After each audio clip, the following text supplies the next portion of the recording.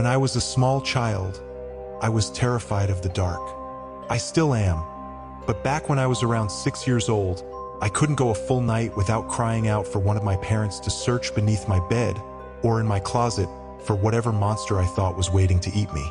Even with a night light, I would still see dark shapes moving around the corners of the room, or strange faces looking in on me from my bedroom window. My parents would do their best to console me, telling me that it was just a bad dream or a trick of the light, but in my young mind I was positive that the second I fell asleep, the bad things would get me. Most of the time I would just hide under the blankets until I became tired enough to stop worrying. But every now and then I would become so panicked that I would run screaming into my parents' room, waking up my brother and sister in the process. After an ordeal like that, there would be no way anyone would be getting a full night's rest. Eventually, after one particularly traumatizing night, my parents had had enough. Unfortunately for them, they understood the futility in arguing with a 6-year-old and knew that they would be unable to convince me to rid myself of childish fears through reason and logic. They had to be clever. It was my mother's idea to stitch together my little bedtime friend. She collected a large assortment of random pieces of fabric and her sewing machine and created what I would later refer to as Mr. Ickbarr Bigelsteine, or Ick for short. Ick was a sock monster, as my mother called him. He was made to keep me safe while I slept at night by scaring away all the other monsters. He was pretty damn creepy, I had to admit.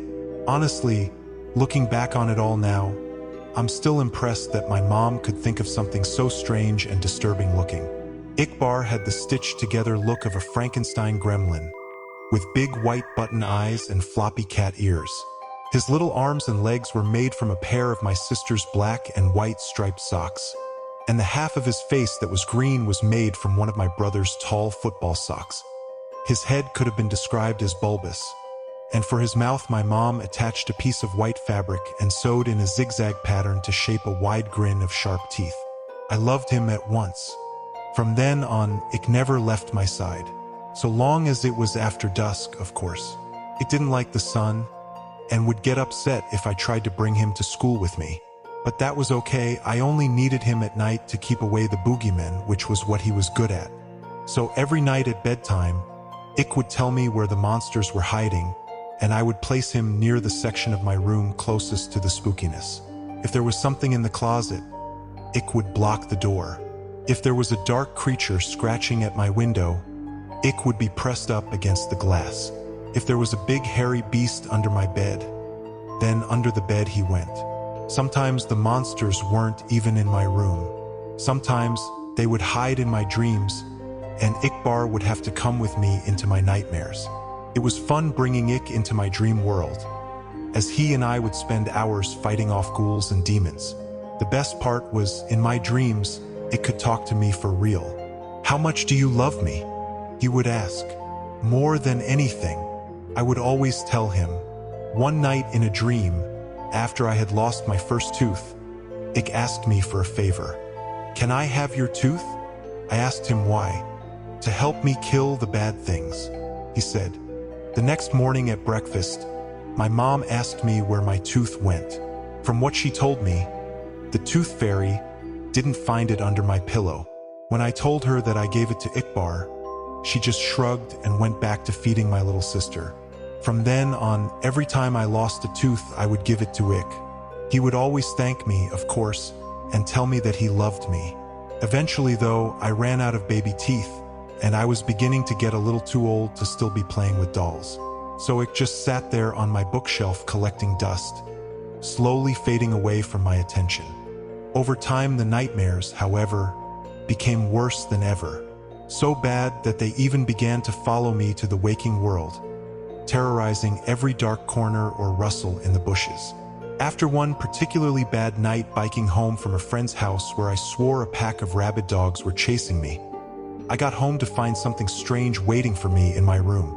There, on my bed, standing fully upright in the soft glow of the moonlight from my window, was Ickbarr.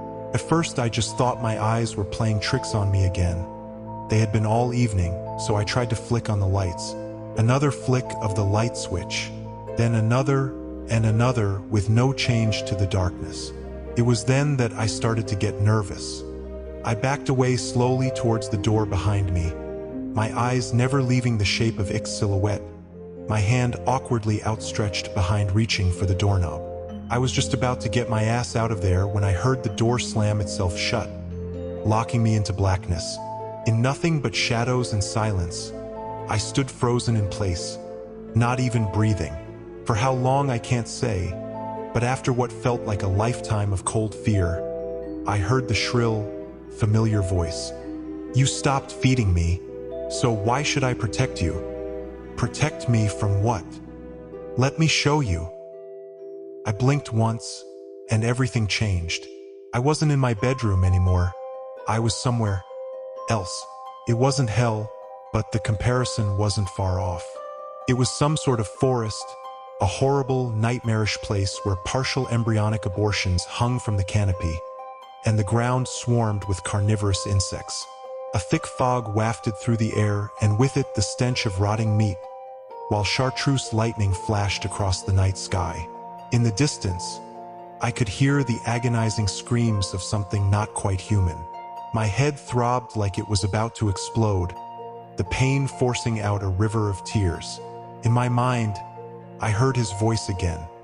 This is what your reality would become without me. I felt earth-shaking footsteps approaching fast. I'm the only one who can stop it. It was behind me now, huge and angry, hot breath across my back. Bring me what I need and I will. I woke up before I could turn around. The following day, I raided my parents' closet for my brother's baby teeth, giving them all to Ickbarr. Almost immediately, the night terrors ceased, and I was more or less able to go on about my life as normal. From time to time, I would have to sneak into my little sister's room and snatch what was meant for the tooth fairy, or strangle one of the neighborhood cats and pry out its sharp little incisors. Anything to ward off the visions, anything from a shark tooth necklace to a cavity ridden by cuspid. I also began to notice that Ick would move about my room whenever I left for any length of time, rearranging my stuff and hanging additional curtains. He was even beginning to look more lifelike, somehow. In the right light, his teeth would glisten, and he was warm to the touch. As much as he creeped me out, I couldn't work up the courage to just destroy him, knowing perfectly well where that would leave me. So I went on collecting teeth for Ick throughout all of high school and college. The older I got, the more things I would learn to fear, the more teeth Ick would need to keep me safe. I'm 22 years old now, with a decent job, my own apartment, and a set of dentures. It's been almost a month since Ick's last meal, and the horrors are starting to crowd around me once more. I took a detour through a parking garage after work tonight. Found a man fumbling with his car keys. His teeth were stained yellow from a lifetime of cigarettes and coffee. Even still, I had to use a hammer to get out the molars. When I got back to my apartment, he was waiting for me. On the ceiling, in the corner, 2 white eyes and mouth of razors. How much do you love me? He asks. More than anything, I reply, taking off my coat. More than anything in the world. Hope you enjoyed this haunting tale. Follow us for more bone-chilling stories.